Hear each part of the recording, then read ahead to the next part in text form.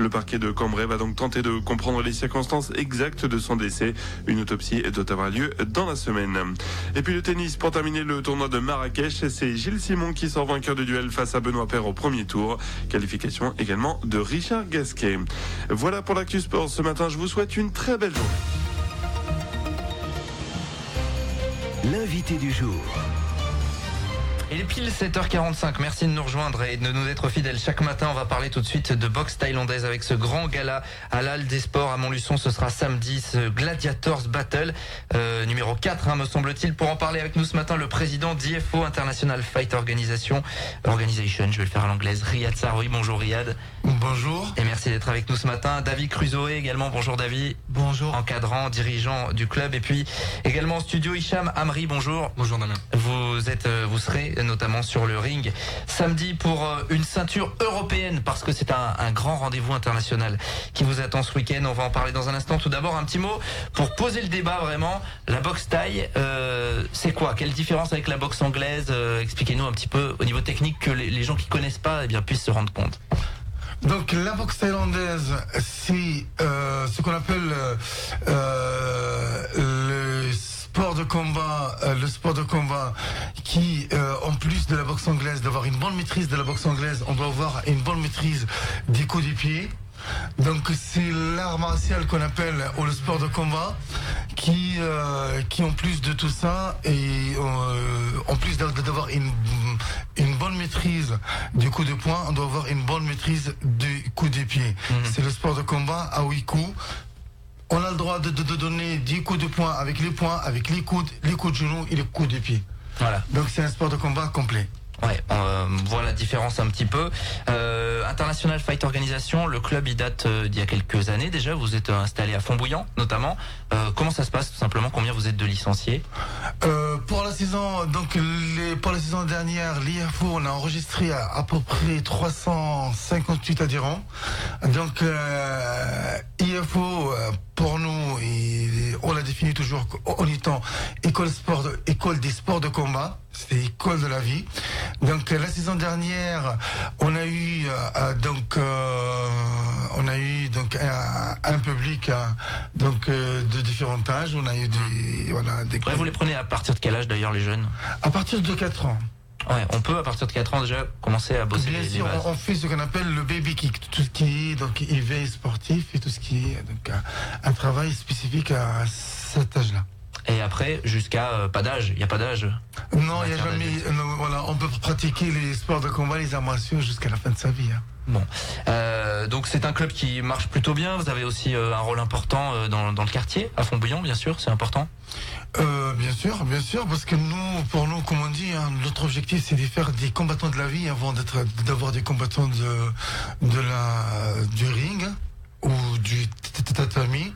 On fait pas que la boxe thaïlandaise, on fait le taekwondo, on fait la self-défense, on a fait durant 3 saisons ce qu'on appelle l'aérokick, on a pratiqué l'aïkido aussi là au sein du club, on fait tout ce qui est prépa physique, donc on est multisport, et notre rôle à nous, il n'est pas restreint sur le quartier de Font-Bouillant ou sur l'agglomération. Donc j'explique. En clair, on travaille avec des jeunes qui viennent de Clermont, qui viennent de toute l'agglomération, qui viennent de Sainte-Loi-les-Mines, qui viennent de toute la région aux alentours, que ce soit pour se perfectionner, que ce soit pour avoir accès au sport. Et avec cette salle également qui est un bel outil de travail également.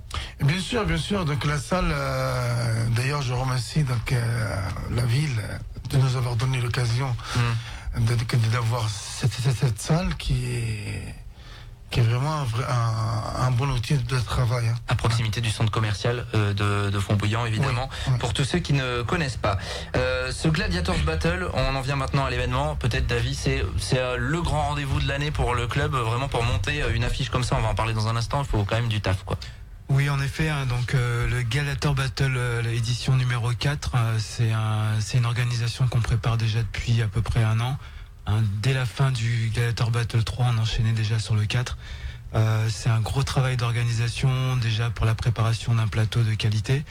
Ensuite, vous connaissez toute la communication qui va avec, plus réunir toutes les forces, les sponsorines, etc.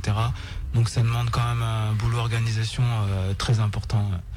Mais on essaye toujours d'être à la hauteur, donc c'est la 4e saison, donc il n'y a pas de raison. Bon, 10 combats pro et 4 combats, on va dire, levés de rideau pour un peu se mettre dans l'ambiance, c'est ça. Comment on monte l'affiche, tout simplement? En fait, pour un gala de ce niveau-là, pour un show de ce niveau-là, on a une bonne équipe, Dieu merci, une bonne équipe d'organisation.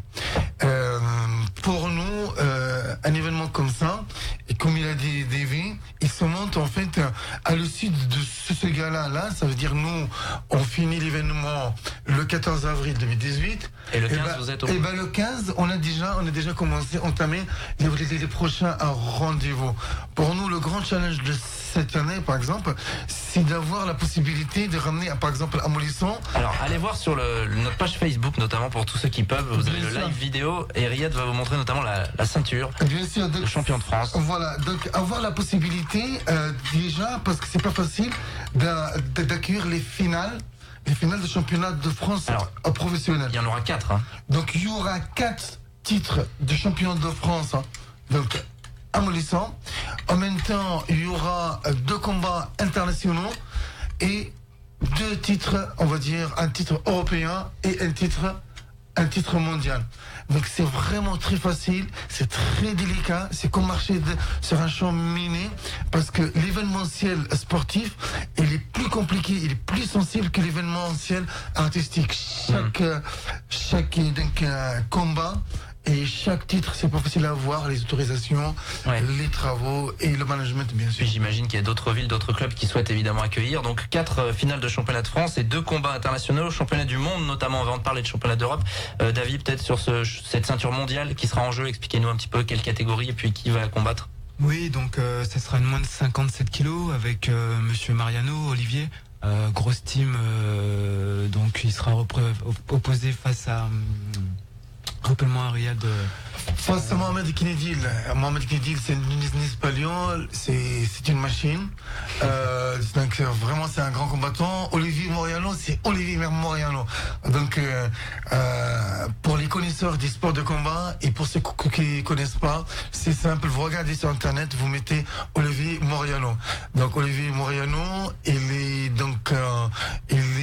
s'entraîne à la base aérienne d'Orange à BIA 115 et il est affilié au Muay Thai à Molisson. Donc il fait un membre du club, quoi. Voilà, et c'est un grand combat. C'est un combat qui promet, on va dire. Championnat du monde. On va venir au championnat d'Europe, donc avec Hicham Amri, donc de IFO. Alors expliquez-nous, moins de 72 kg 500, c'est ça.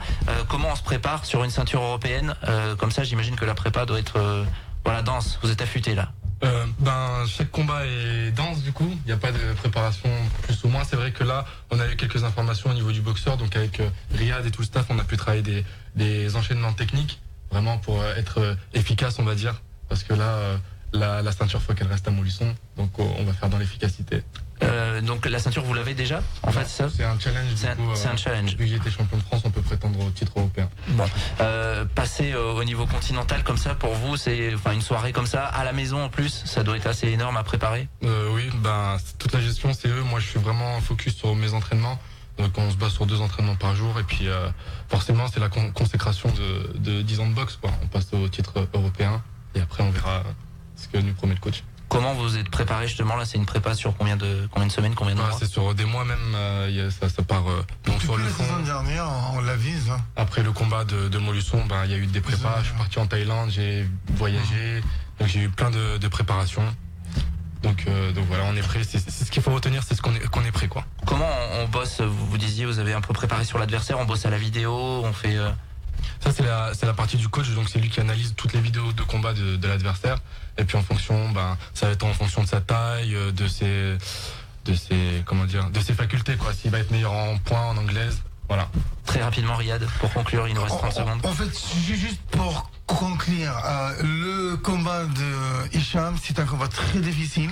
Avoir la possibilité de de boxer pour un titre européen, c'est pas facile, c'est pas donné.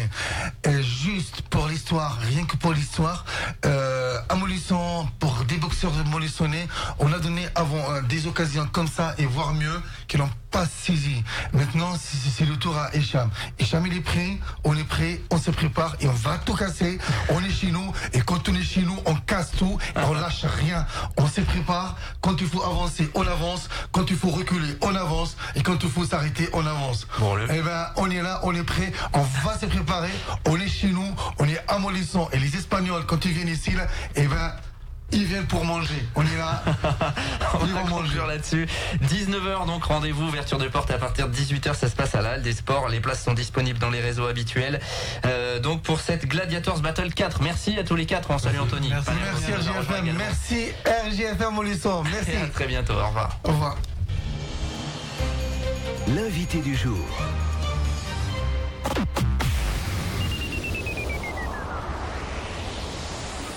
Votre agence Élise Avenue vous propose sa rubrique immobilière. Bienvenue dans votre rubrique immobilière sur RJFM.